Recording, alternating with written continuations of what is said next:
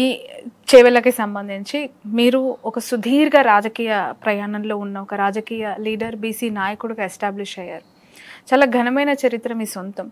TDP నుంచి బయటకు వచ్చిన తర్వాత మీది చెప్పుకోదగ్గ స్థాయిలో రాజకీయ జీవితం కొనసాగట్లేదు అనటానికి ఏం సమాధానం ఇస్తారు? అమ్మా అది తప్పు. మళ్ళా నేను అదే చెప్తున్నా, మళ్ళీ లీడర్ అనేవాడు గెలవగానే అంటే ఒడిదుడుకులు ఎదుర్కొంటున్నారా? తప్పకుండా తల్లి. ఎందుకు ఇప్పుడు తెలుగుదేశం ఉన్నది, తెలుగుదేశంలో చంద్రబాబు నాయుడు గారి దగ్గర నేను 5 సంవత్సరాలు పనిచేసిన.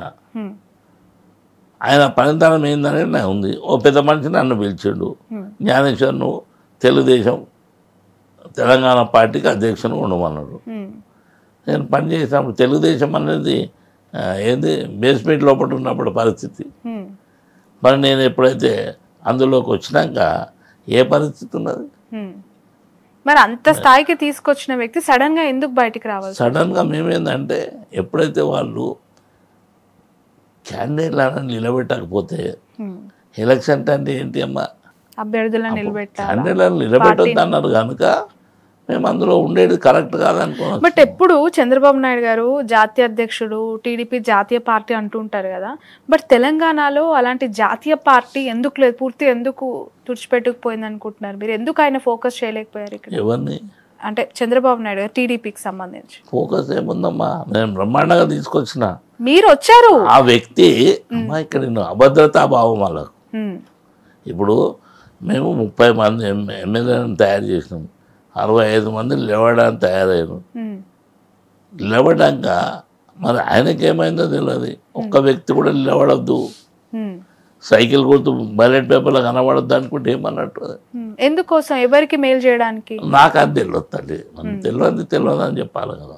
అది పొలిటికల్గా లీడర్ అనే వ్యక్తికి 5 సంవత్సరాలకు ఒకసారి ఎలక్షన్స్ వస్తాయి కనుక ఎలక్షన్లో నిలబడకపోతే ఆ పార్టీ ఉండినా సరే ఊడినా సరే అది లెక్కకు రాదు. పొలిటికల్ నాకు తెలియదు, ఇప్పుడు వాళ్ళని అడగాలి. ఆడ పోయి చూడండి, నేను ఉన్నన్ని రోజులు వైభవం ఉండి ఇప్పుడు ఆడ దీపం పెడితోడు లేడు. నేనేమన్నా వాస్తవం జరగడానికి వాస్తవమే చెప్పాలి. 5 సంవత్సరాలు నిలబడకుండా నువ్వు పారిపోతే ప్రజలు ఏమని అంటారు? ఇప్పుడు కూడా గెలుపు ఓటమి ఏమన్నా కానీ ఇప్పుడు బీఆర్ఎస్ ప్రభుత్వం ఓడిపోయింది. ఇక్కడ ఎంత పర్సెంటేజ్తో ఓడిపోయిందమ్మా? 1.84, కొద్ది తేడాతోని. దానికి వాళ్ళు జబ్బలు తెరుచుకుంటే ఎట్లమ్మా మళ్ళీ వస్తుంది. మరి చంద్రబాబు నాయుడు గారు బీసీలకి పెద్దపీట వేస్తానని ఇప్పుడు అక్కడ కూడా ఏపీలో బీసీల ప్రయారిటీ ఇది, బీసీల పార్టీ అని ప్రొజెక్ట్ చేస్తున్నారు ఈ ఎన్నికల్లో. బట్ మీరు కూడా ఒక బీసీ సీనియర్ లీడర్ కదా. ఏమంటున్నామా అంటే ఏనుగుకు చూపుడు దంతాలు కొన్ని ఉంటాయి, నమ్మలే దంతాలు కొన్ని ఉంటాయి. ఆ విధంగా లీడర్ల పరిస్థితి ఉంది. ప్రతి వ్యక్తి బీసీల గురించి మాట్లాడుతున్నప్పుడు మీకు తెలుసో తెలియదో, నేను 93 కులాలను ఏకం చేసినప్పుడు, ఎస్సీ ఎస్టీ బీసీ మైనార్టీ 96 కులాలతో పార్టీ పెట్టినప్పుడు నా సబ్జెక్ట్ ఏంటమ్మా, జనాభా దామాష ప్రకారంగా అన్ని పార్టీలు రిజర్వేషన్స్ ఇవ్వాలి. కులాల ప్రకారంగా 93 కులాలు ఉన్నాయి, 93 కులాలకు 93 సీట్లు ఇవ్వాలని అడిగిన మొట్టమొదటి వ్యక్తిని. 93 కులాలకు బ్యానర్స్ కట్టిన వ్యక్తిని నేను.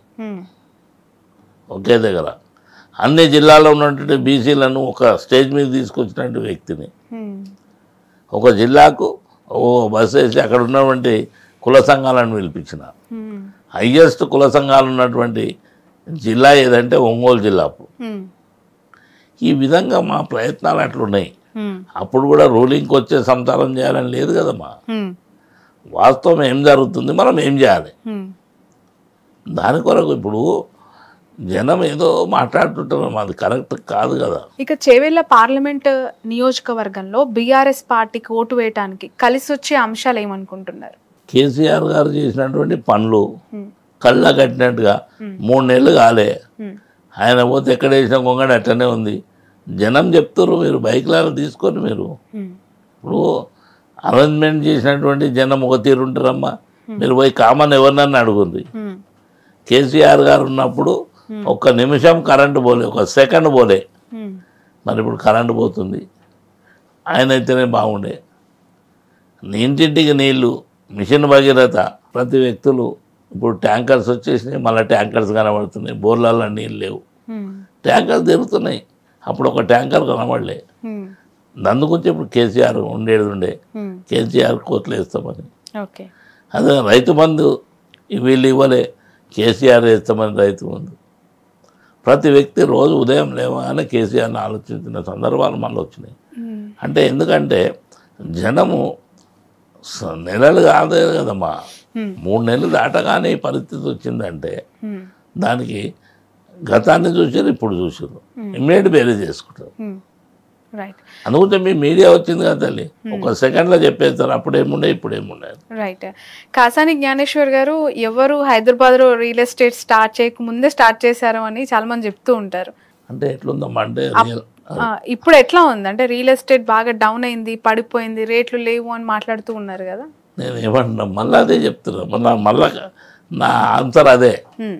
ఇప్పుడు లీడరు గెలుస్తూనే ఉంటాం లేకపోతే పరిగెత్తామంటారు చూడు, అది తప్పు. రియల్ ఎస్టేట్ లాభాలు ఎప్పుడు ఉండేమ్మా? కేసీఆర్ గారు ఉన్నప్పుడు లాభాలు ఉంది. చెప్పండి మీరు, కేసీఆర్ ఓడిపోకుండా డల్ మన ఎందుకు అయిపోయిందమ్మా? రియల్ ఎస్టేట్ వెనుక ఒక రియల్ ఎస్టేట్లో ఒక వ్యక్తి, 2 వ్యక్తులకు లాభాలు కాదమ్మా, వేల సంఖ్యలో లక్షల సంఖ్యలో లాభాలు వస్తాయి. భూములు ఇప్పించేవానికి, భూములు కొనేవానికి, ఆయన కింద ఉన్న వాళ్ళకు, మధ్యలో ఉన్న వాళ్ళకు, దాన్ని డెవలప్మెంట్ చేస్తే కొన్ని 100 మంది 1000 మంది బతుకుతారు దాని మీద. సరే అక్కడ డెవలప్మెంట్ అయ్యాక ఇండ్లు అయినాక అందులో ఉన్న వాళ్ళకు డైరెక్ట్ ఆర్ ఇండైరెక్ట్ ప్రతి వ్యక్తికి అక్కడ పప్పులు కొంటోళ్ళు, ఉప్పులు కొంటోళ్ళు, దుకాణాలు అవుతాయి, హాస్పిటల్స్ అవుతాయి. అంటే తెలియకుండా డెవలప్ అయిపోతుండే, దాన్నే రియల్ ఎస్టేట్. ఆ రియల్ ఎస్టేట్ కుదేళ్ళు పడితే ప్రభుత్వానికి నష్టం, వచ్చే రాబడి రాదు, రేట్లు టెక్స్లు రావు. మీరు చూడండి అమ్మా, ఒక్కదానికి ఒకటి ముడిపడి ఉంటాయి.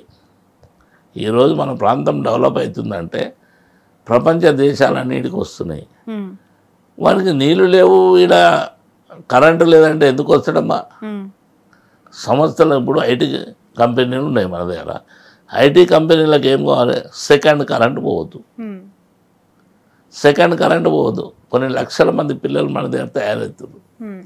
ప్రతి ఇంట్లో లక్షలు సంపాదించే పిల్లలు ఉన్నారు. వాళ్ళు ఏం చేస్తారు? మళ్ళీ వాటితో మళ్ళీ వ్యవసాయదారులను వ్యవసాయాలు కొంటున్నారు, భూములు కొని వాళ్ళు తయారవుతారు. వాళ్ళ కరెంటు లేదు, ఇక్కడ నీళ్ళు లేవంటే ఎందుకుంటారమ్మా? సంవత్సరాలు పోతే 2 రోజులు కూడా ఆగలేం మనం. పరిస్థితి ప్రభుత్వము నడవాలన్నా, ప్రభుత్వం నడపాలన్నా ఆర్థిక వనరులు అవసరం.